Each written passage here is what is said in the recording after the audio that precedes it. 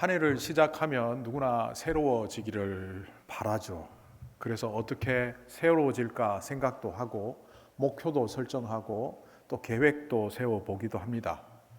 그런데 사실은 우리가 어떻게 해야 새로워지는지 정확히 모른 채 2024년을 살아갈 때가 많습니다. 그러다 보니 어느새 1월이 가고 2월이 지나면 3월이니까 새해도 이미 기분 다 빠졌네 라고 생각하며 2023년, 그러니까 과거와 다를 바 없는 삶을 반복해서 살게 됩니다. 새해 다짐도 작심삼일이 되고 또 어떤 때는 늘 다짐은 하지만 의미 없다 보니 나는 이제 다짐도 안 하련다, 이런 사람들도 나오곤 합니다. 근데 이것이 굉장히 위험한 생각인 것 아십니까? 사람이 신체적인 면에서도 그렇고 정신적인 면에서도 새로워지지 않으면 그것은 바로 퇴보요, 또 퇴하며 늙어가는데, 이게 단순히 나이 들어가는 늙어감이 아니라 망가지는 늙어감임을 우리가 알아야 하기 때문입니다. 생명이 있는 것은 성장하게 되어 있습니다. 키가 어느 순간 멈추었지만 우리 몸은 끊임없이 세포를 생산해내야만 유지할 수 있는 육체적 활동을 합니다.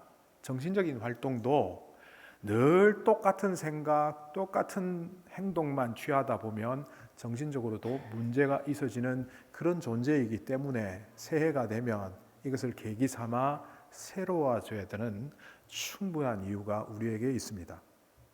이걸 좀 과학적으로 설명을 해보면, 오늘 칼럼에도 제가 언급했습니다마는 네이처라는 세계적인 과학 잡지에 실린 치매를 예방하거나 고칠 수 있는 방법을 한국에서 최근에 찾았다고 논문이 수록된 적이 있습니다. 저도 그걸 부분적으로 읽었는데요. 그 전문가가 요약해 놓은 내용을 보니까 이런 겁니다.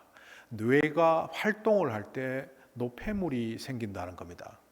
그러니까 누구든지 뇌를 사용하는 사람이라면 찌꺼기가 생긴다는 거죠. 이 찌꺼기를, 노폐물을 뇌 척수액이 갖고 돌아다니게 되는데, 이게 잘 처리가 되면 그 노폐물로 인해서 일어나는 증세들이 나타나지 않고, 그 노폐물을 처리하지 못하면 그 노폐물로 인해서 나타나는 대표적인 증세가 바로 치매다, 이렇게 결론이 되어지더라고요.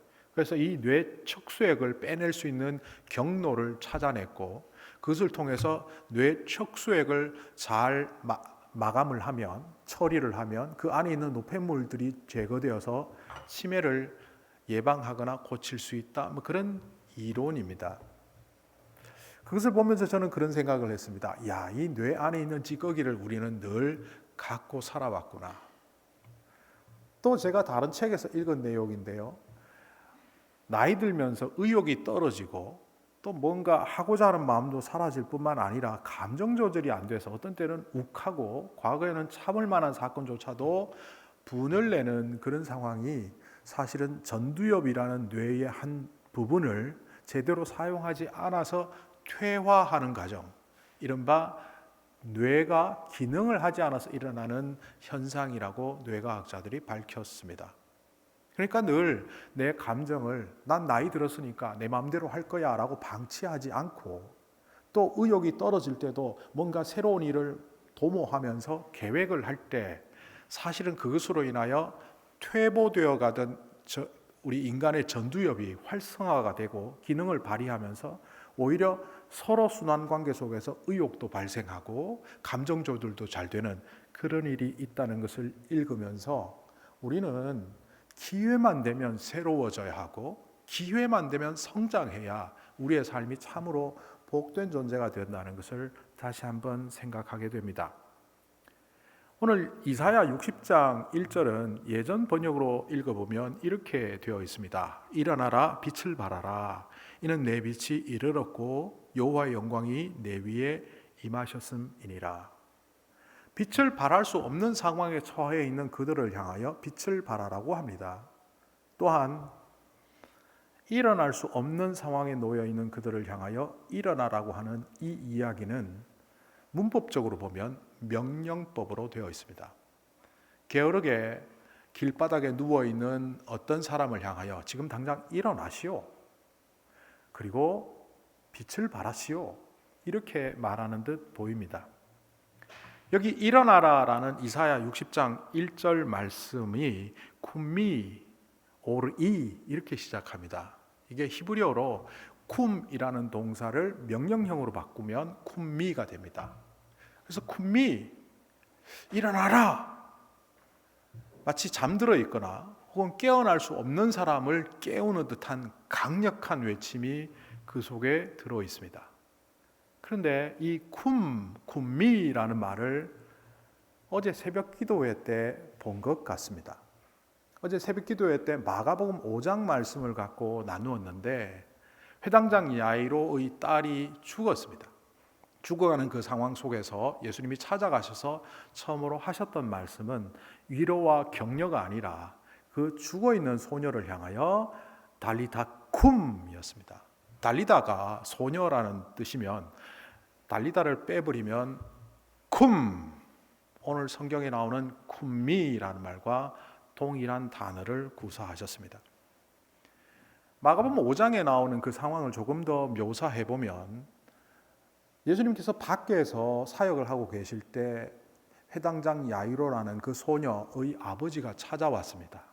종들이나 취하는 발 앞에 엎드리는 자세를 취하며 간절히 요구함으로 주님께서는 그 야이로의 집을 향하여 가셨습니다. 그때만 해도 My little daughter is dying 이라고 말했던 그 성경에 나오는 표현대로 죽어가는, 마치 죽을 병에 걸려있는 아이를 위하여 기도해달라고 했는데 가니까 이미 she is dead, 죽어 있습니다. 그래서 그 옆에 있는 사람들은 곡을 합니다. 유대 율법에 의하면 피리 부는 사람, 우리식으로 얘기하면 곡을 하는 사람을 장례가 시작되면 불러야 하기 때문에 이미 죽은 아이를 위하여 그 가족들이 곡군을 데려왔습니다.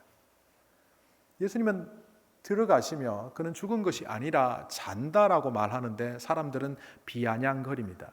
이 비아냥거림은 단순한 비아냥이 아니고 아무것도 모르면서 설치고 있네 라는 아주 강력한 비아냥입니다. 니까짓게 뭘 알아, 뭐 이런 식의 표현입니다. 예수님을 향하여 그런 비아냥이 난무하는데 소녀는 가만히 누워 있습니다. 누워 있는 것이 아니라 죽어 있는 것이 맞는 표현이겠죠. 그런데 예수님은 그 아이를 잔다라고 표현하십니다. 조금만 힘을 넣어주면 이 아이는 일어날 수 있다는 겁니다. 일어날 수 있는 힘을 잃었을 뿐 이 아이는 죽은 것이 아니다라는 겁니다. 그리고 그 소녀를 향하여 쿰 일어나라 말씀하실 때 그 소녀는 일어났습니다. 이사야서 56장부터 59장은 유다 백성들이 하나님 앞에서 얼마나 잘못하는지를 열거해 놓은 이른바 유다 백성을 향한 신랄한 비판의 내용이 담겨 있는 성경입니다. 이 소녀가 죽어 있는 것처럼 거의 하나님의 백성이라고 하지만 아수르의 공격에, 바벨론의 공격에 죽은 것과 다른 바 없는 그 존재들, 그럼에도 불구하고 하나님을 믿고 따르기보다는 하나님을 배신하는 그들은 죽어 있는 시신과 같았습니다. 시신과 같은 그들을 향하여 59장이 끝나고 이사야 60장 1절에서 쿰미 일어나라 하십니다. 요한복음 11장에 가보면 그 나사로라는 사람이 살아나는 장면이 성경에 기록되어 있습니다. 이 소녀는 죽은 지가 얼마 안 되는 마가복음의 상황과 달리 요한복음 11장에 나오는 나사로라는 인물은 이미 무덤 속에 매장이 되어 있고 그 가족들이 만류하기를 마르다가 예수님께 이렇게 말하죠. 죽은 지 나흘이나 되어서 썩어서 냄새가 날 정도입니다. 시신 정도가 아니라 부패한 시신이 되어 있는 그 시신을 향하여 예수님은 일어나 밖으로 나오라 하십니다. 말도 안 되는 상황 아닙니까? 시신인데 그것도 썩어가고 있는데 일어나 나오라니. 그런데 그분의 말씀에 힘을 받은 그 시신은 시신이 아니라 살아있는 사람이 되었고 무덤을 나올 수 있는 사람이 되었습니다. 이게 어떻게 가능할까요? 우리는 보통 우리가 힘을 얻기 위해서는 이 땅에서 복되게 살아가기 위해서 필요한 에너지가 있다고 생각합니다. 그 에너지가 어떤 때는 건강이고 어떤 때는 부유함이고 명성이고 사람들이 나를 인정하는 거고 내 안에 있는 용기와 담대함이고 어떤 때는 리더십이고 똑똑한 지식과 지혜고 뭐 이런 것들이 나에게 있을 때 나는 살아갈 수 있는 힘이 생긴다고 생각하며 살아갑니다. 그런데 히브리서 4장 12절은 우리에게 이렇게 말합니다. 하나님의 말씀은 살아있고 활력이 있어 좌우에 날선 어떤 검보다도 예리하여. 제가 새벽 기도회 때 이 문장을 분석해 드렸습니다. 하나님의 말씀이 우리에게 능력이 되는 이유는 살아있고 활력이 있다는 요 두 단어에 있다. 살아있다라는 헬라어는 자오라는 동사입니다. 이것은 뭐 받다 주다 다 되는데요. 타동사도 되고 자동사도 되는데 이거는 생명을 주다, 생명을 받다, 생명을 가지다 다 됩니다. 그러니까 하나님의 말씀은 그 자체가 생명이 있을 뿐만 아니라 어떤 존재를 향하여 생명을 줄 수 있다는 겁니다. 그리고 두 번째 동사가 더 중요한데 활력이 있다, 에네르게스, 에너지라는 말과 어원이 되는 그 말이죠. 자동차가 있는데 전기를 충전해야만 가는 자동차가 있고 또 어떤 자동차는 가스를 넣어야만 가는 자동차가 있습니다. 가스가 없고 전기가 없으면 이 자동차가 갈 수 있겠습니까? 그 가솔린과 전기를 그 자동차의 에너지라고 말합니다.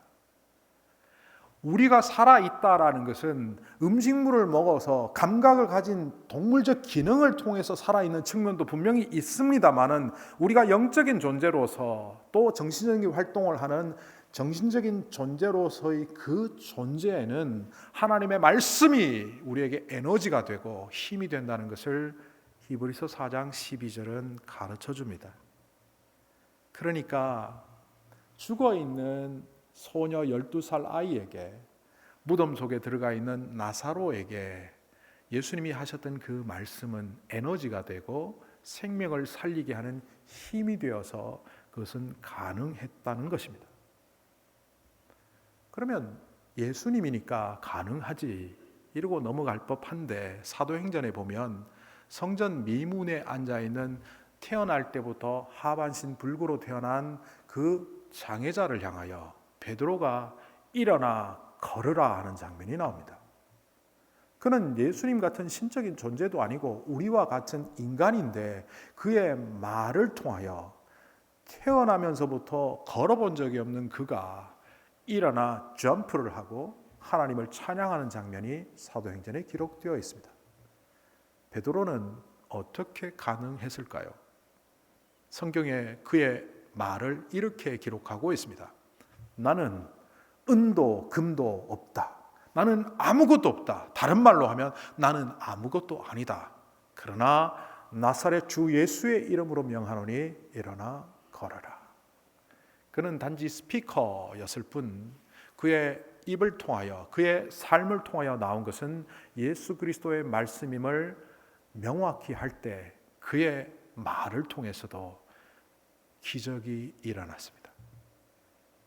일어나라라는 말은 일어날 만한 사람에게 일어나라고 말하는 말이 아닙니다. 죽어있는 소녀에게 달리다 쿰 하셨듯이 하나님을 완전히 떠나 패역한 백성이 되어 있는 이스라엘 백성들에게 이사야 60장 1절은 쿰미 오리라고 하는 겁니다. 할 만하면 하지요. 할 수 없으니까 못하는 것 아닙니까? 이런 우리를 향하여 오늘 말씀은 두 번째 말씀을 전해줍니다. 빛을 발하라. 많은 사람들은 빛을 발하라 하면 정확히는 몰라도 대충은 다 압니다. 제가 처지가 그렇게 빛을 발할 만한 처지가 안 됩니다. 가진 것도 없고 뭐 아는 것도 없고 제가 그렇게 사람들한테 떳떳한 삶을 산 것도 아니고 뭐 자랑할 만한 믿음을 갖고 있지도 않습니다. 어떻게 보면 겸손해 보이는 표현이지만 이거는 결코 겸손한 표현이 아닙니다. 이거는 교만입니다. 아니 핑계입니다. 이사야의 말씀을 받았던 당시 이스라엘 백성들도 거의 핑계되는 사람들이었습니다. 핑계 없는 무덤이 없다라고 하는 말이 있듯이 정말 이 땅에 악한 이들은 주로 핑계를 잘 댑니다. 법정에 가보십시오. 사람을 죽인 살인자가 폭행과 사기와 절도나 여러 범죄를 통하여 파렴치한 범죄를 저지른 그들이 내뱉는 말은 잘못했습니다가 아니라 주로 어릴 때 부모 잘못 만나서 가정 사정이 좋지 않았고 친구 잘못 만났고 환경 때문에 사회 탓, 세상 탓, 약물 탓, 심신이 미약하여 그때 술 먹어서 어쩔 수 없이 화를 내게 하니까 맞받아치다 보니 그래서 사람도 죽였고 도둑질했고 폭행했고 파렴치한 범죄를 저질렀다고 말하는 사람들이 모여 있는 데가 법정입니다. 그러니까 법정은 핑계 무덤입니다. 그런데 이것은 우리의 모습 아닙니까? 하나님이 우리를 부르실 때, 하나님 정말 큰 계획을 갖고 작정하셔서 우리를 부르실 때 우리는 주로 핑계를 댑니다. 성경에서 핑계하면 핑계의 대마왕이라고 일컬을 만한 사람이 한 사람 있습니다. 출애굽기에 나오는 모세입니다. 모세는 나이 80에 남자만 60만 명이니까 여자 아이들 합치면 150만 명에서 200만 명이 되는 민족을 이끌고 40년 동안 그것도 광야에서 민족의 지도자로 하나님의 영도자로 리더십을 발휘한 대단한 인물입니다. 그러나 그의 시작점은 핑계 대마왕입니다. 호렙에서 불타지 않는 떨기나무 아래 영광의 하나님이 임재하시며 그를 부르셨습니다. 그리고 하나님의 계획과 이른바 속마음을 모세에게 알려주십니다. 애굽에 있는 내 백성들이 얼마나 핍절한 삶을 사는지 내가 다 알고 있다. 이제 그들을 구원하고자 계획을 세웠고 진행하려고 한다. 네가 이 일을 좀 해주렴 하니까 그는 이렇게 말합니다. 제가 뭐라고요?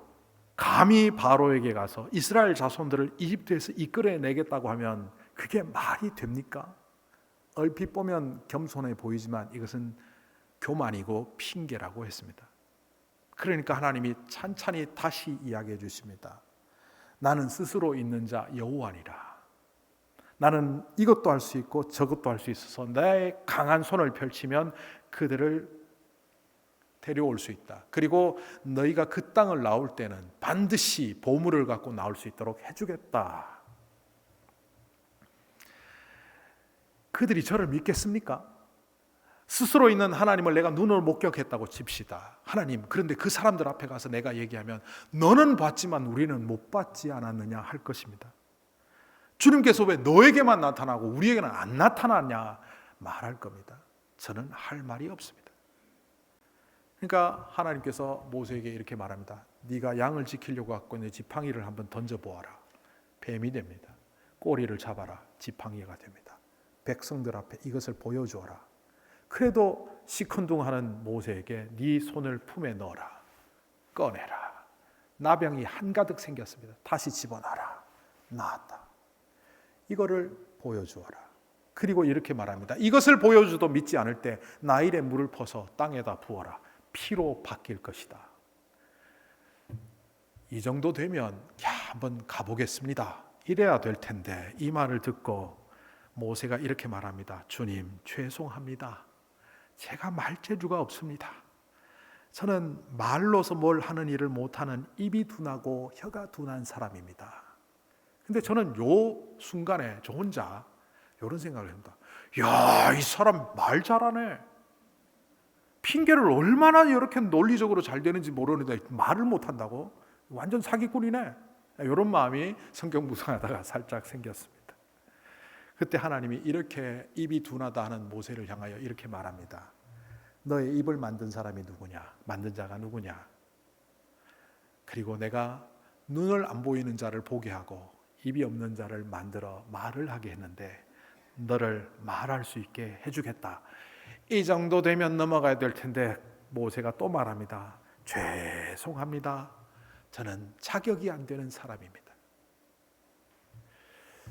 이런 모습들을 혹자들은 모세의 겸손이라고 말하지만 이 뒤에 하나님이 아주 크게 화내시는 장면을 보면 이것은 겸손이 아니라 핑계요, 교만이요, 어떻게 보면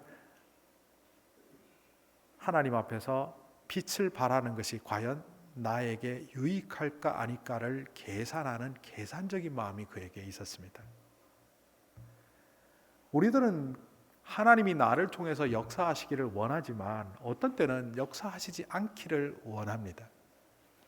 과거에 한 청년이 신앙생활을 잘 하다가 성경 공부 리더도 하고 하던 청년이 어느 날 갑자기 주일날 교회도 잘 안 나오고 이러더라고요. 그래서 제가 따로 만났더니만 그 청년이 이렇게 말을 했습니다. 여기서 조금 더 나아가면 하나님이 목회자라 그럴 거고 선교사로 선교지 가라 그럴 것 같아서 저는 요 정도만 하려고 합니다.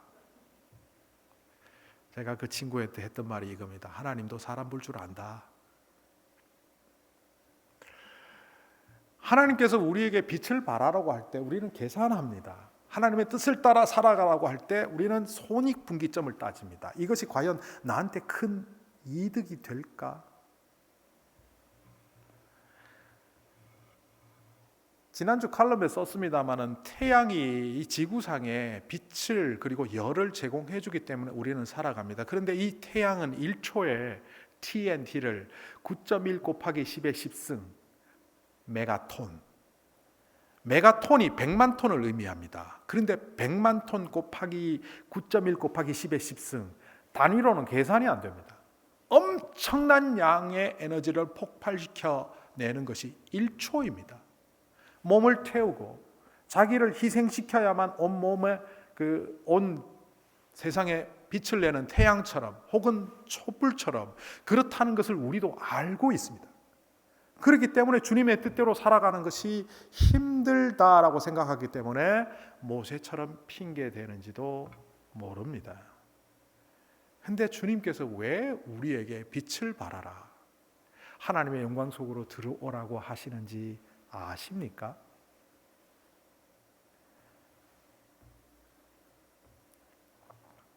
신의 일식이라는 말이 있습니다. 그 유명한 니체라는 철학자는 신의 부존재라는 말을 만들어내었습니다. 이것을 신은 죽었다 이렇게 표현하기도 합니다.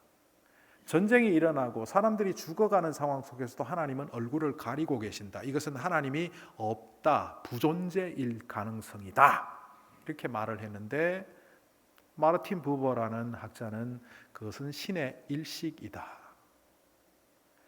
일식이 뭔지 아시죠?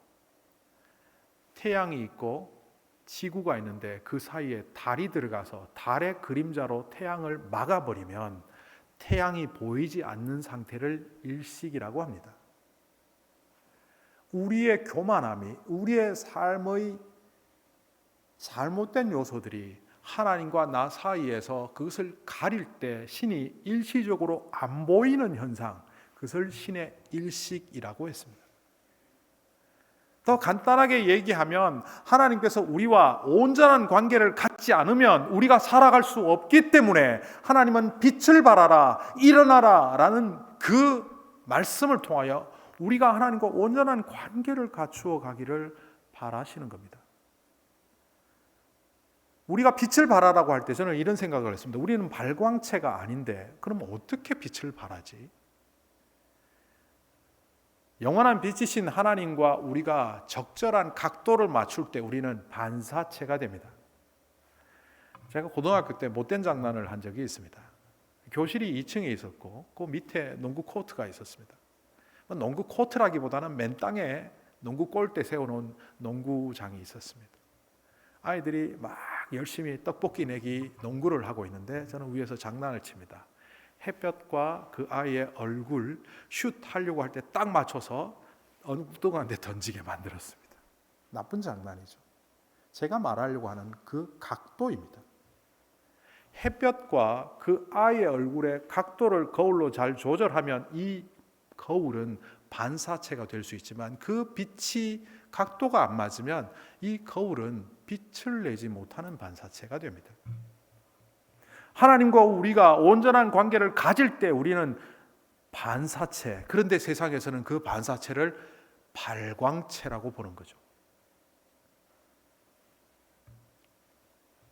어떤 제자들이 랍비에게 찾아가서 이런 말을 했습니다. 아브라함 시대에는 하나님이 곧잘 나타나시곤 하시더니만 왜 우리 시대에는 하나님이 안 나타나시는 겁니까? 그렇게 기도해도.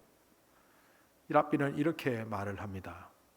하나님은 지금도 나타나셔. 그런데 지금 우리가 아브라함만큼 믿음이 없기 때문에 그런 하나님을 못 볼 뿐이야.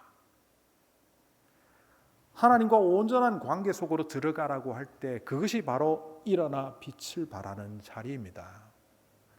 우리 스스로 발광하며 빛을 드러내는 발광체가 되라는 말씀이 아니라 영원하신 빛된 주님과 온전한 관계를 유지함으로 이 세상이 보기에 우리 또한 주님의 빛이 드러나는 그런 발광체가 되라고 주님께서 가르쳐 주시는 거죠. 이런 것을 주님께서는 오늘 말씀 속에 여호와의 영광이 너희 위에 임하였다라고 말합니다. 이 영광이라고 하면 우리는 주로 빛광자 때문에 빛나는 것을 의미하지만 이 히브리어로 보면 이 영광은 카보드입니다. 카바드, 카베드, 카보드. 이 단어의 뜻은 무게, 무거움, 부담을 지다입니다. 몰트만이라는 신학자는 하나님의 영광이 가장 잘 드러났던 곳은 십자가 위라고 말합니다. 그래서 그는 십자가 위에 계신 하나님이라는 표현을 썼습니다. 이 온 세상 인류를 구원하기 위하여 몰두하셨던 하나님, 하나님이 세상을 이처럼 사랑하사 독생자를 보내시고 온 인류를 구원하시고자 하는 그 일, 그 부담이 성취된 자리가 바로 십자가일진데 그 십자가는 하나님의 영광이 가장 드러난 자리입니다. 이런 하나님의 영광이 우리 위에 임했다라고 하시는 말씀은 우리 또한 그 부담을 지라는 겁니다. 우리는 우리를 통하여 열방이 하나님을 찬양하며 기뻐하는 자리가 오기를 소망합니다. 오늘 말씀에도 보면 6절에 보면 열방들이 몰려와 우리를 통하여 이스라엘 백성들을 통하여 그 일어나 빛을 발하는 존재들을 통하여 하나님을 찬양하는 때가 온다고 말합니다. 과연 어떤 때입니까? 제가 알고 있는 한 학생의 이야기를 하겠습니다. 제가 살고 있는 지역은 항구 도시 어촌이었기 때문에 어촌이라 그러니까 너무 시골 출신 같은데 어쨌든 생선 어시장이 굉장히 발달한 지역이었습니다. 한 아주머니가 물고기를 파는 생선을 파는 가게를 하고 계셨는데 이분은 이제 한 마리 두 마리 파는 것이 아니라 괴짝으로 파는 도매상을 하셨습니다.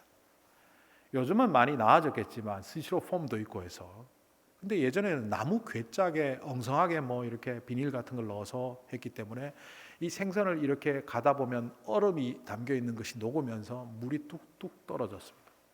고무로 된 옷을 입고 있긴 했지만 그것이 몸에 타고 들어서 온 비린내가 그 사람에게 배게 됩니다. 그 아주머니에게 아들이 하나 있었습니다. 이 아들은 저랑 같은 교회 고등부를 다녔는데 저보다는 몇 살 위 형이었지만 지금은 친구라고 합니다. 그 친구가 주말이나 혹은 오후 늦게 혹은 방학 때 시간이 될 때마다 그곳에 가서 그 생선 괴짝을 옮깁니다. 그러다 보니 주변에 있는 사람들이 되게 싫어했습니다. 생선 비린내 난다고. 생선 대가리 별명이 생선 대가리였던 걸로 기억합니다. 생선 비린내가 늘 났던 것 같습니다. 제가 생각하기에도. 그래서 그가 생선 괴짝을 옮길 때마다 또 그걸 옮기고 올 때마다 사람들은 비아냥거리고 비난했습니다. 그런데 나중에 알고 봤더니만 그 형이 공부를 굉장히 잘했더라고요. 서울대를 들어갔습니다. 서울대를 들어가고 나서도 여름 방학이 되면 고향에 내려와서 그 괴짝을 옮깁니다. 그 전에 옮기던 것과 동일한 모습으로 생선 괴짝을 옮기는데 주변에서 보는 눈이 달라졌습니다. 존경과 칭송이 자자합니다. 생선 냄새 난다고 놀렸던 그 여학생들이 회개하고 돌아왔습니다. 그 오빠 멋있는 것 같아. 왜 달라졌습니까? 그 장면을 보면서 제일 기뻐했던 사람이 누굴까요? 그 어머니입니다. 그리고 사람들은 그 어머니를 칭송했습니다. 좋은 아들 주셔서 행복하시겠습니다. 훌륭하게 키우셨네요. 일어나 빛을 발하라. 내 빛이 이르렀고 여호와의 영광이 너 위에 임하였다. 이 말을 통하여 우리가 생각해야 될 것은 우리의 삶이 본질적으로 바뀌어서 세상 사람들이 말하는 성공과 부귀 영화를 가졌기 때문에 우리를 통하여 하나님의 영광이 드러나는 것이 아니라 우리가 참으로 주의 자녀답게 하나님을 기쁘시게 하며 그의 영광 속으로 들어갈 때, 남을 위하여 십자가를 질 수 있는 자리를 걸어갈 때 주님이 가장 기뻐하시고, 그리고 그 주의 십자가의 길을 걸어가는 그를 통하여 세상 많은 사람들이 구원을 받게 된다면 그 칭송은 곧 주님께 영광을 돌리는 것이요, 그 칭찬은 결국 하나님 나라를 이 땅에 임하게 하는 일임을 알게 해주시려고 죽은 시체와 같은 우리들에게 일어나라 하시며 주님의 빛을 우리에게 주시며 그 영광에 따라 살라고 주님은 이 말씀을 2024년 새벽두에 우리에게 주신 겁니다. 이 말씀이 여러분의 지식 정보가 아니라 삶의 원리가 되시기를 축복합니다. 거룩하신 하나님, 일어나 빛을 발하라 하시는 주님의 말씀을 귀로는 듣고 삶으로 흘려버리는 연약한 자들이 되지 않도록 하여 주시옵소서. 주님께서 우리를 위하여 좋은 관계를 맺기를 원하시는 그 자리에 들어가게 하셔서 우리는 발광체가 아니라 반사체임을 깨달아 주님께서 인도하시는 그 길을 따라가며 적절히 주님의 영광을 이 땅에 드러내는 사람들이 되게 하여 주시옵소서. 예수님의 이름으로 기도하옵나이다. 아멘.